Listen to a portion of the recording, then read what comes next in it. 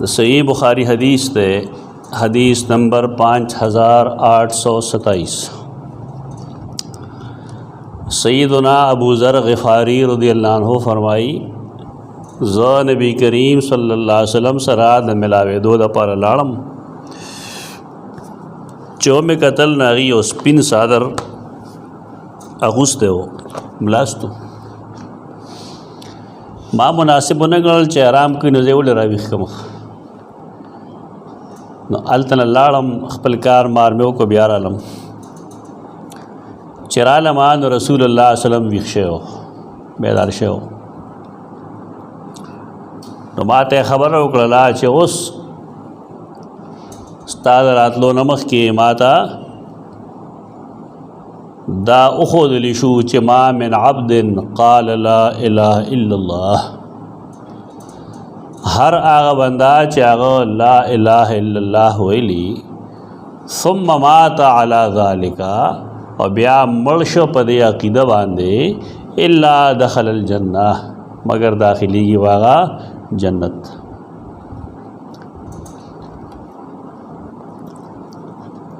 मार तवेल चे या रसूल अल्लाह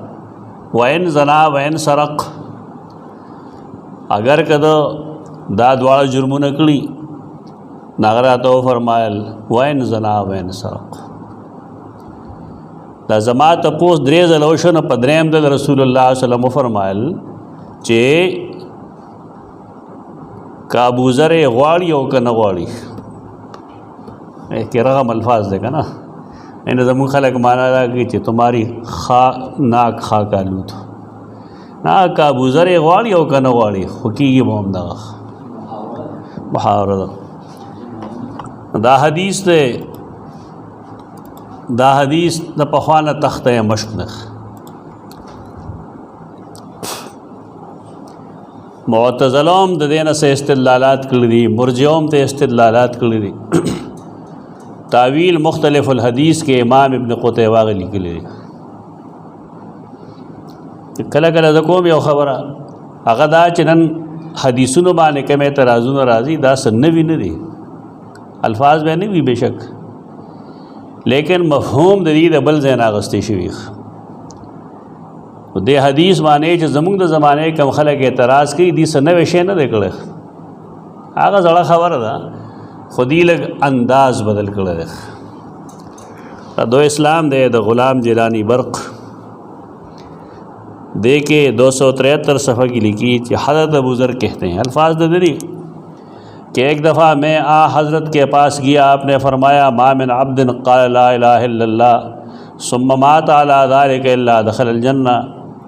जब कोई आदमी ला इलाहा इल्लल्लाह कहता है और उसकी मौत इसी अक़ीदे पे हो जाती है तो जन्नत में चला जाता है। मैंने पूछा अगर ज़ानी और चोर हो तो फिर फरमाया फिर भी जन्नत में जाएगा। मैंने 3 मरतबा यही सवाल पूछा और आपने हर मरतबा यही जवाब दिया और चौथी मरतबा कहने लगे अला रग़म अनफ़ अबी ज़र के जन्नत ही में जाएगा खा अबू ज़र को कितनी ही तकलीफ़ क्यों ना हो। हदीस को सही दे लेकिन नदी हदीस से मतलब दे चे आया तो टोल दीन पर यो हदीस क्यों गणा सवाल लगा देखो कम कम खलक च दे के गलते शिकार की गई उदागी वजह दाई चागी टोल दीन पर यो हदीस क्यों गणी नबिया व एतराज़ात रजी नबिया ताबीर सुमरा गलत देख पर अल्फाजी खुलासा है कि कलिमा पढ़ता जाए और ज़िना और सरक़ा के मज़े भी लूटता जाए सीधा जन्नत में जा पहुँच जाएगा। हदीस किदा से मिली दा कमाल दे खल्को चे योदा से गलत तावील या गलत मानव होगी और ताबीर व दुमरा गलत होगी जैसे शक कुशीदा हो चला मुसलमान होंगे क्या इस्लामी किरदार यही है। एक तरफ तो हदीस में लिखा है ला यदखुलुल जन्नत क़त्तातुन वैदा हम हदीस देगा कना और पदेम दाए तराज़ जी चियो सड़े कत्ता तेरे वजनत तो बिल्कुल न दे काफिर दे दना पोतिया हद दे ब्या लिखी ली दी चंद्रे कसान दी चे अल्लाह बागी सर खबरें न कही न बागी तगूरी माफ़ कही बे हम ना बल्कि उन्हें सख्त अजाब देगा। अव्वल गुरूर से दामन घसीट कर चलने वाला, दोम एहसान करके जताने वाला, सोम झूठी कस्में खाकर सौदा बेचने वाला लगा। दाम सही मुस्लिम हदीस थी। बेदरेम हदीस पेश करे जे कम सड़े दे मुसलमान हक खुरी पखपल गलत कसम बांधे न अल्लाह दागा दा पारा और लाजिम कर दे और पागे जन्नत हराम कर दे। तो साहबी तपोसु की चवैन कान शैन यसीरन, अगर का मामूली सी नागो फरमायल चे आओ व इन कान कजीबन मिन अराकिन, अगर चे पिलो यो मिसवाक देवल नहीं। सलोरम हदीस पेश करे चे ला यज़्नि ज़ानी हिन यज़्नी वहुव मुमिनुन व ला यसरिक़ु सारिक़ु हिन यसरिक़ु वहुव मुमिन। दा सलोर हदीसों ने दादा हदीस खिलाफ के पेश करे बाजा में खेश दाखोल गौड़ी चे दे हदीसों आपस के तजाद दे। दा सलोर हदीसों ना सख्ते सर दाखी चे जान दादा जुनून न बच कौल गौड़ी और दे यो चीज़ मतलब दाले दे यो हदीस चार से देव कर बस ला इलाहा इल्लल्लाह दे वस्ता पर एतराज़ के जवाब पर होते स्ता पे एतराज़ के जवाब पर होते जवाबदारे चे दुखूल अव्वली सरबा अलागे सड़े जन्नत तजी चद दा गुनाह नहीं करे लायतुल जन्नत क़त्तातुन मतलब है दुखूल या अव्वली भी दुखूल अव्वली से मतलब ची साहब किताबुशी और सड़े नेख पनेगा जन्नत तिरलशी। तो कमा हदीसों के च लायत खोलो राजी दागे मतलब दानी ची मुसलमान गंदे हमेशा जहन्नमी देख है ना मतलब दा कसो कुलमा मतलब अखली हम गलत तखलीक दागे वजह दारा च जहन्नम तवा हमेश दपारा मुशरिकान और कुफ़ार देख मुसलमान का हर सुमर कबायर कलीदी यो वक़्त बदा से राजी च आवाज़ जहन्नम न खलासी दादा अहले सुन्नत वल जमात अक़ीदा अखपल अक़ीदे न खबर नहीं लायत खुलो के दागा तफसील न गई यख तो दे मतलब दुखूल अव्वली भी चले वगुपी खुरी आज़न अल्लाह मिन आगे नरुस्त वदे ब्या जन्नत ज़ीख कमो हदीसों के लगा उस दे वही ला यज़्नि ज़ानी हिन यज़्नी वहुव मुमिनुन तो देना मोमिन कामिल मुरादी मोमिन कामिल मुरादी यानी यो सड़े च गुनाह कई तो गुनाह पहालत के दे कामिल मोमिन नहीं। दावल वायु अब्दुल्लाह इब्न अब्बास बखपल शागिर्दान था दे हदीस के दागे तफसील राजी चा बखपल शागिर्दान था दा दयो लाश गोते द बस लाश गोतो के वर दाखिले गए न बे फरमायल चिकल दे सरक गई बदकारी गई दाखो बतौर मिसाल ली नूर गुनाह न गई ईमान दनौजी न पे के अल्फाज दारी चदब पसर बांडे सोर इकड़ी सब मतलब शो मतलब दाशे च ईमान दा वक्त के कामिल न रहे कि कामिल ईमान वे दबा दे गुनाह इर्तिकाब न को ले लेकिन दे ईमान सोरे पदश्ता दे मोमिन दे ज़कमावेल दे हदीसों के दन दे जवाब मौजूद दे खुकाश करे चरते के दा तकलीफ़ करे वे चाचा उस्ताद ने दा वेले दे वो PhD दे गरीब का ना दे PhD दे चकला दिए रोज़ तो रागल है मक्खी ना दा से खबीस दे PhD दे यो सड़े जा महज PhD दागदर से निज़ामी निश्तरे दागदा हदीस मुताला निश्तरे हदीस उस्तादानी निश्तरे या उस्तादाश्ते लेकिन अगा मुत्तबे सुन्नत नरी मुब्तदिईन दी नहीं बते खुद दगा अक़ीदे वाले जुड़े दे हदीस के दन्ना ताकम जदे पेश करी दे पदे के अदख पल जवाब शतरे खद्दा हो बड़ी खबरी जैसे चाहिए हुई दे जवाब खैम दर्दा हो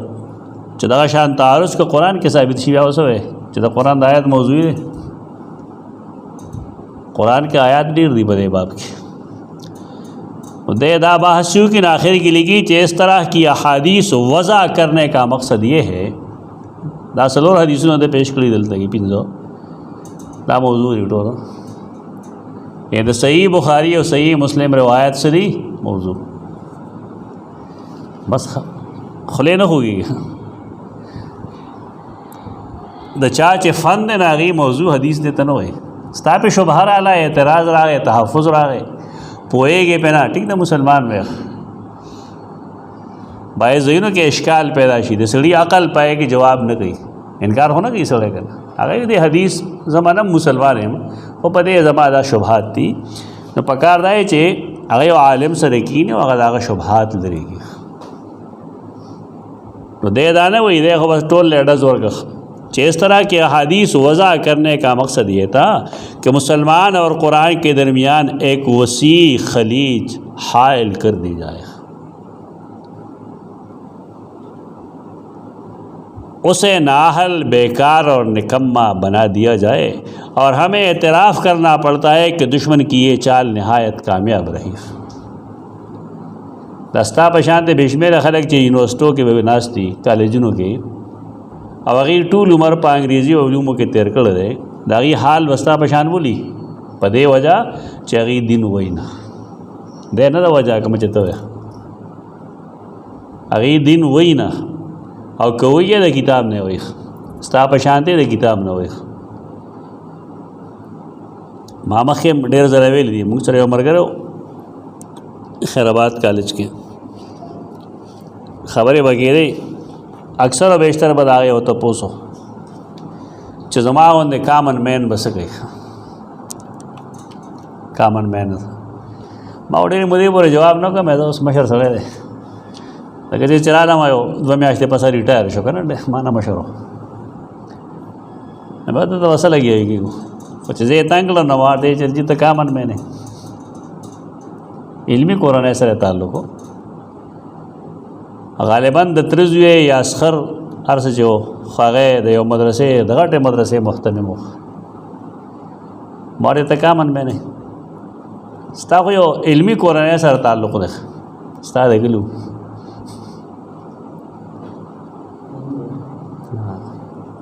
तो जुंगड़ो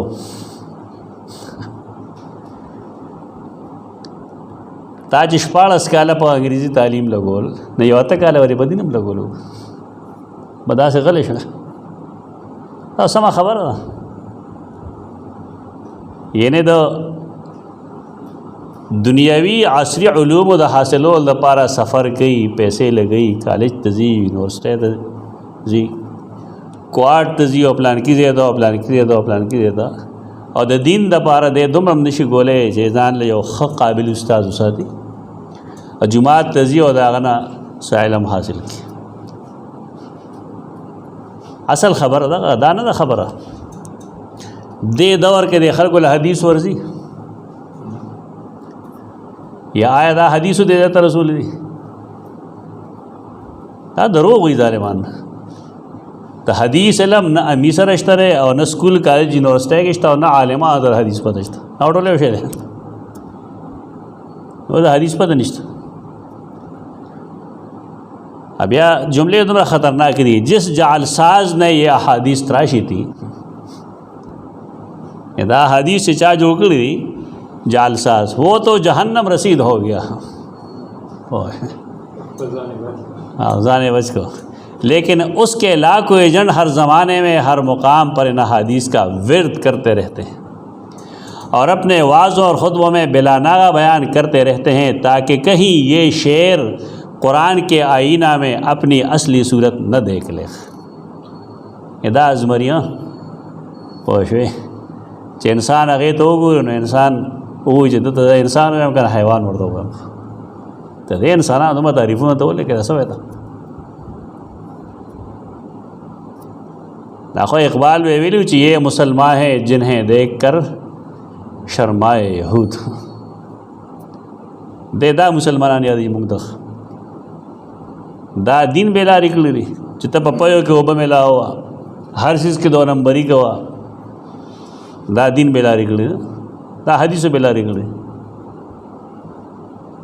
यदा से दरूग लिगी खरख और मुल्ला के सफसरदा व फरसूदा इस्लाम से बाग न निकले। इस्लाम चिकम मुला जो कर दे फरसूदा इस्लाम दा फरसूदा इस्लाम होता है यार उस तो कबूल हम का खलक भी दे जी मुसलमान हो आखिर के तोबा इस्तेले हुआ तोबा इस्तेले जुमलों सर वैसा गए ताकि मैं चिली किली दे किताब की चाप की तीसरा बस गए نو دا دې غریب ته غلطي د څه شي نه لګېدله راځو هغې خبرې ته. اشکال خو دغه دی ډېر اوږد اشکال ده ووایي. د اشکال مطلب دا دی چې په بعضې احادیثو کې کلمه د لا اله الا الله د انسان د نجات باعث ګرځولې ده او بعضې احادیث داسې دي چې پای کې په ګناهونو باندې د سزا ورکولو خبره کړې ده. نو دې دواړه په دې متعارض کړي. سمه وړه خبره وکړه چې موږ پرې پوه شو. تا اوس احادیث یو بل را بغیر اصل دا د اشکال حل چې دا ټولې خبرې قرآن مجید کې شته دا احادیثو کې شته دی. خو بس مختصر دو جملے اور قرآن مجید کې سورۃ النساء کې 116 آیت کې فرمایلی دی ان اللہ لا یغفر ان یشرک به. اللہ نه بخي دا خبره چې هغه سره د شرک وکړی شي. شرک الله نه بخي. ويغفر ما دون ذلك او بخي هغه چې د دې نه ښکته وي. دا قرآن دی که نه؟ دا حدیثونو کې چې تا کوم ګناهونه وویل وین زنا وین سرق دا دې آیت سره متعارض دی او که نه دې موافق دی؟ او موافق دی. د حدیث نه کته انکار کوي دې آیت سره وسکه چې ان الله لا یغفر ان یشرک به ویغفر ما دون ذلک لمن یشاء. قرآن دا خبره دو ځله کړې. حدیث سره قلم شوی دی، حدیث سره خوله شوی دا خبرې وکړي. د دې غاړه نه بھرپور جواب نشته ورته. کم سړی چې په حدیث اعتراض کوي هغه دراصل په قرآن پوهېږي نه. استاد محترم دی جوانه کتاب لیکل ہے کہ انکار حدیث سے انکار قرآن تک صحیح ویلی. پدغه حدیث کې او پدې آیت کریمه کې څه تعارض ده؟ بالکل د دې آیت کریمه وضاحت کړل دی.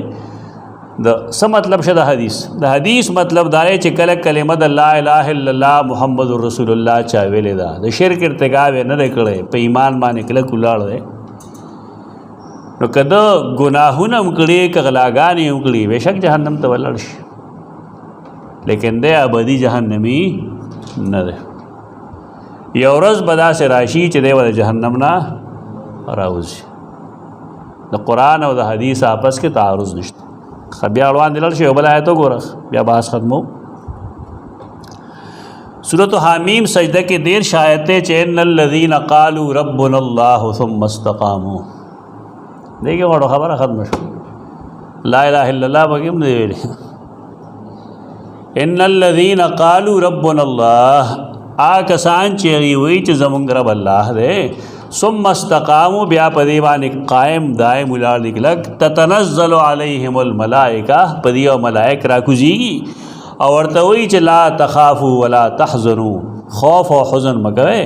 وابشروا بالجنت اللتی کنتم توعدون